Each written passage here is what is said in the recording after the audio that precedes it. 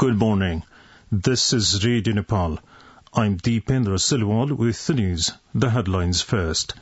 Prime Minister Pushpakamal Dahal Prachanda seeking vote of confidence in Parliament today. Bill on Commission on Enforced Disappeared Persons and Truth and Reconciliation Commission Third Amendment tabled in Parliament.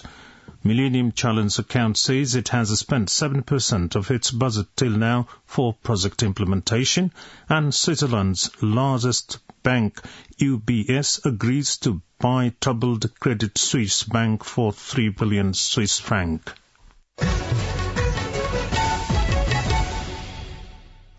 Now the news in detail. Prime Minister Pushpakamal Dahal Prachanda is taking a vote of confidence in the House of Representatives today. Speaker Devraj Gimire at the House meeting yesterday praised the House of the schedule of Prime Minister Dahal to seek a vote of confidence in the Parliament.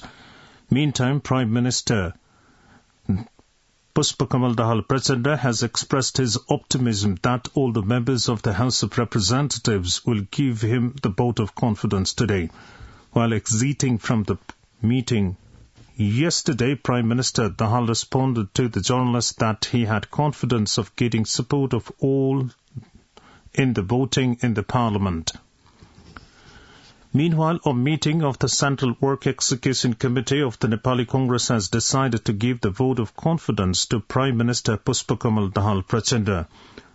Party spokesperson Dr. Prakash Saran Mahat said the Nepali Congress will give the vote of confidence to the Prime Minister and will also join the government.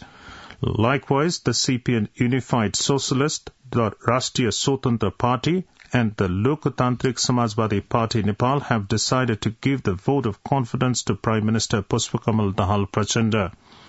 However, the CPN UML has decided not to give the vote of confidence to the Prime Minister. The bill on the Commission on Enforced Disappeared Persons and Truth and Reconciliation Commission Third Amendment 2023 has been tabled in the House of Representatives. Minister for Communication and Information Technology Rekha Sharma tabled the bill on behalf of Prime Minister Pushpakamal Dahal Prachanda yesterday. The bill aims to replace the act related to the Toins Commissions meant for dealing with the transitional justice. Tabling the bill, the Communication Minister said the document aimed to ensure the transitional justice as soon as possible. Minister Sharma further said severe cases of human rights violation and forced disappearance during the conflict period require to be investigated for providing reparations to survivors and justice to them, concluding the remaining task of the peace process. According to the minister, the bill was introduced in accordance with the Supreme Court verdict and laws and the international practices on transitional justice issues. Likewise, Communication Minister Sharma tabled the bill designed to amend the Constitutional Council Act 2010 on behalf of Prime Minister Dahal in the House of Representatives yesterday. Similarly, the House of Representatives Rule Drafting Committee member Ramesh Lekhak presented a proposal seeking consideration over the committee report. The meeting also endorsed a proposal seeking consideration on monitoring and assessment bill obtained from the National Assembly. Newly elected Vice President Ram Sahaya Prasad Yadav is scheduled to take oath of office and secrecy today. As per the program schedule, President Ramchandra Paurel is administering the oath of office and secrecy to Vice President-elect Yadav at Sheetal Niwas at 10 a.m. today. Meanwhile, Vice President-elect Yadav has given up his all-party responsibility to be effective from his election to the Vice Presidency.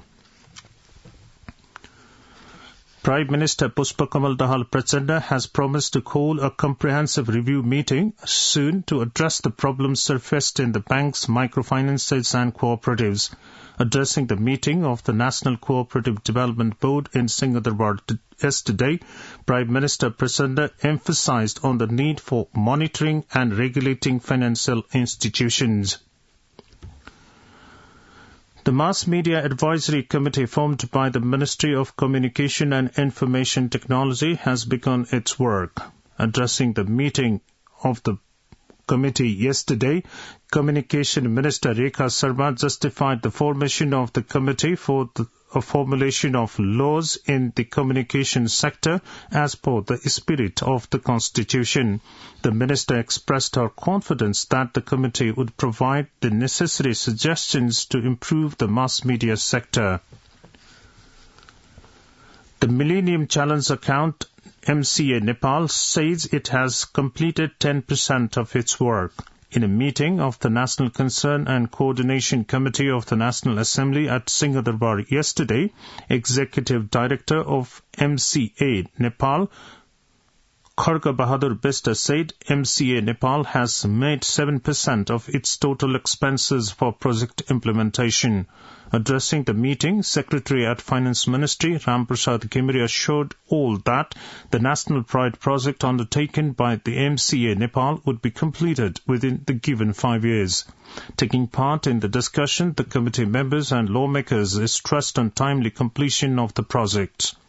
The project currently is being undertaken with an investment of $500 million grant from the US government under the MCC and Nepal government's $130 million.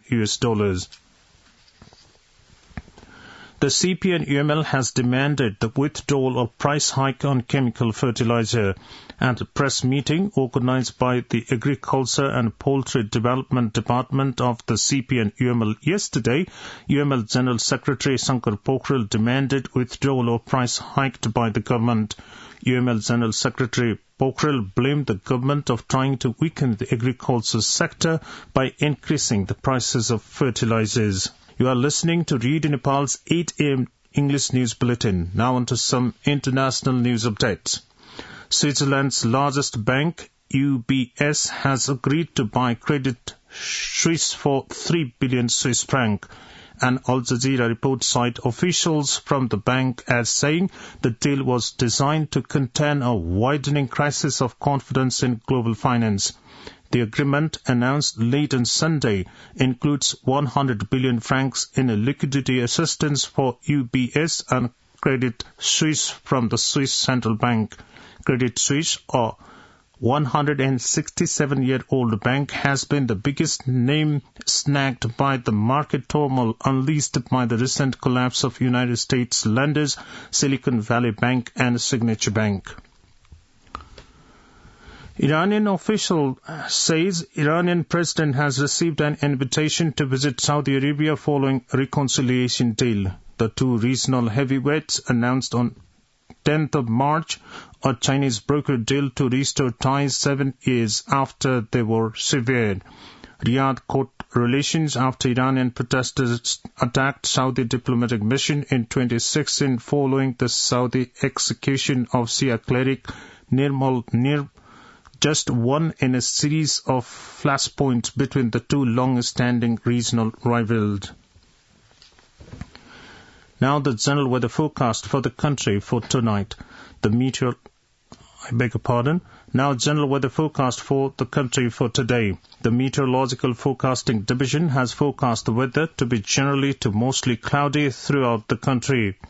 Brief rain or thunder showers are likely to occur at some places of hilly regions of Bagmati Province, Gandaki Province, Karnali Province and Sudar Pasim Province, and at a few places of the rest of the country. Now Kathmandu's weather report recorded in the last 24 hours.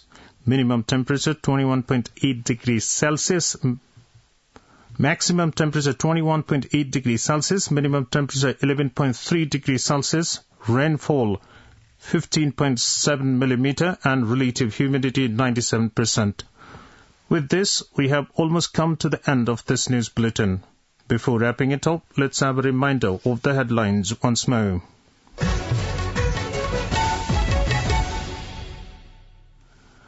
Prime Minister Pushpakamal Dahal Prachanda seeking vote of confidence in Parliament today. Bill on Commission on Enforced Disappeared Person and Truth and Reconciliation Commission Third Amendment tabled in Parliament.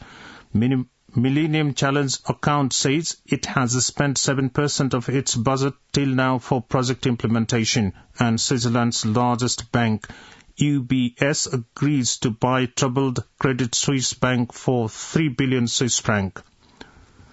Well, that's the end of News Bulletin from Read Nepal for this hour. Please also visit our website www.onlinereadnepal.gov.np for more news and online programs. Our next news in English is at 2 o'clock in the afternoon. Stay tuned and have a good day.